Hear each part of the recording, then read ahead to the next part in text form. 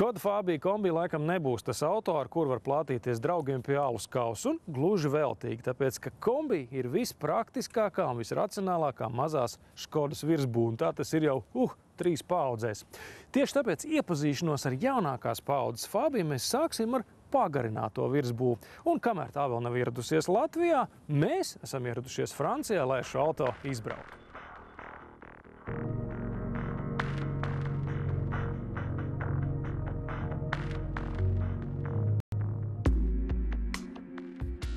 Fabija kombi ir viens no iecienītākajiem mazās klases universāļiem. 15 gados to izvēlējušies 1,1 miljonus pircēju. Un pati pirmā Fabija kombi vēl šodien izskatās pēc gluži moderna auto. Kā jūs droši vien zināt, Škoda lozungs ir simply clever, jeb vienkārši prātīgāks. Tas nozīmē, ka šī prātīgā čehu kompānija liek netērējās dažādiem dizaina ekskursiem un eksperimentiem. Visas automašīnas ir racionālas un tajās ir tikai tas, kas ir nepieciešams. Škoda Fabija kombi nav nekāds izņēmums. Tomēr šajā paudzē automašīnā ir atgriezusies tā proporcija un tāda patīkamā zemnieciskā elegance, kāda bija sastopama pašā pirmajā Fabija kombi. Jaunajā modelī satiekas Škoda Rapid vienkāršība un Octavia ģeometriskais vēriens. Mašīna izskatās kā zīmēta ar vienu lineālu un taisnu liņķa uzstūri. Tā dizains iznāk lēts, drošs un nenovecojošs. Domāju, ka tagad jūs saprotat, par ko es runāju. Jaunā Fabija kombi no aizmugures izskatās pat labāk nekā no priekšas. Starp citu, tas Škoda dzīvē negadās pirmo reizi. Par pirmo Fabija kombi mēdz teikt, ka tam bagāžnieks ir lielāks nekā salons un iespējams, ka kaut kas pārgājis mantojumā arī 3. paudzē. Paskatīsimies, kas notiek zem šī vāka. Tā ir, ja ne svarīgākā, tad viena no svarīgākajām Fabija kombi daļām. Nevelti daudzi lietotu Škodu pircēji meklē tieši universāļus. Tālāk izskatās jaunās Fabija kombi iespējams vērtīgākā daļa – bagāžnieks. Tā tilpums skaitļos ir 530 litri. Ja mēs nolokam sēdekļus, tad ietilpība sasniedz 1400 litrus, un tas ir absolūts mazās klases rekords. Taču ar to viss vēl nebeidzās. Škoda ir parūpējusies, lai bagāžnieks būtu reāli izmantojams. Tātad tas būtu liels ne tikai skaitļos, bet arī pēc fakta. Paskatieties, šeit atrodas riteņa ārka un daļa, kas atrodas te pie sienas, parasti nav reāli izmantojama. Tad lūk, Škoda šeit ir iekārtojusi tādu kabatu, kurā var ielikt neliels priekšmets, lai tie nemētājās pa bagāžnieku. Ir arī tāds papildus organizers un kabata ir arī otrā pusē. Sīkus priekšmets, kur drīkst atrasties bagāžniekā, var izvietot šeit. Vēl pirms pāris gadiem tādas sekcijas bija atrodams tikai stipri dārgākos automobīļos. Runājot par cenu, Fabija lētāka nekļūst. Ja hatchbacks plikā bāzes versijā vēl spēja palīdz zem 10 000 eiro cenas, tad kombi sākas ar gandrīz 11. Jaunā Fabija varēja iznākt vēl dārgāka. Saskaņā ar lielo Volkswagen grupas Führer plāniem, jaunajai Fabijai bija jākļūst par pirmo mazās klases automašīnu visā grupā, kas ražota pēc jaunās MQB, jeb šķērsmoduļu tehnoloģijas. Tomēr čehi izdomāja, ka tādā gadījumā jaunā Fabija iznāks pārāk dārga un atteicās no šīs brīnišķīgās iespējas. Tāpēc automobils priekšā ir pietiekami ērts 2 cilvēkiem, tomēr tāds draudzīgi pašaurs. Viss pārējais ir izgatavots no jauna, sevišķi viduskonsole, kurā ir jauna tipa radio, kuru var savienot ar MirrorLink programmu. Tas nozīmē, ka tam var pieslēgt, piemēram, vietāru, un kuram iekšā ir navigācija. Un pašai Škodai nekādu navigāciju nevajadzēs. Bet tagad paskatīsimies, kā jaunā Fabija brauc. Kas par skaņu? Droši vien dīzelis.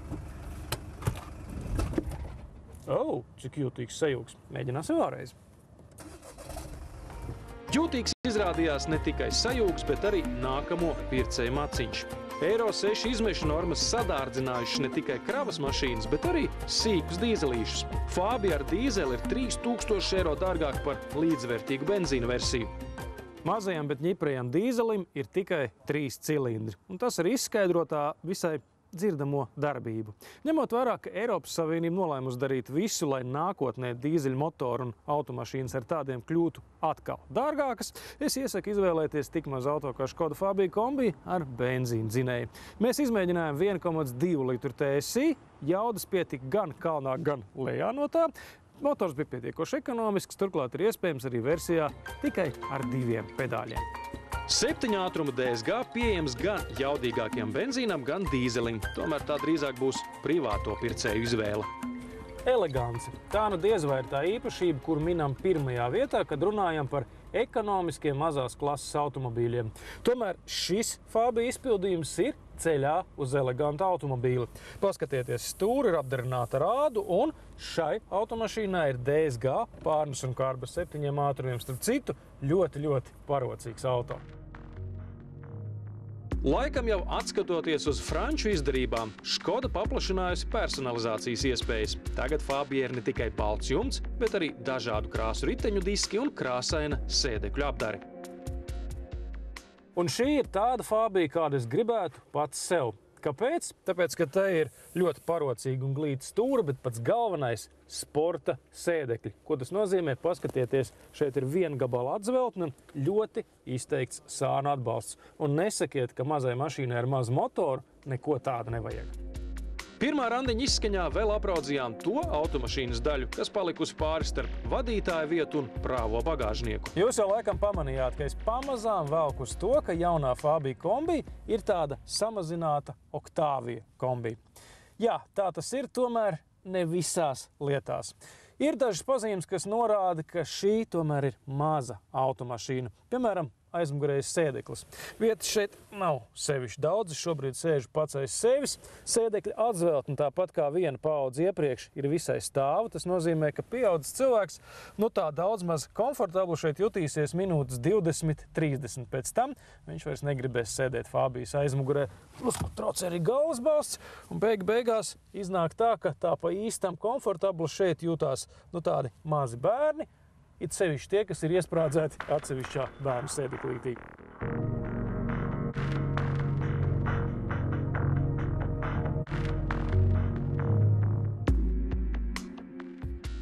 Vienā vārdā jāsaka smuki. Mazi, bet patīkami pārsteigumi mūs bieži vien gaida vietās un brīžos, kur tos nemaz negaidām.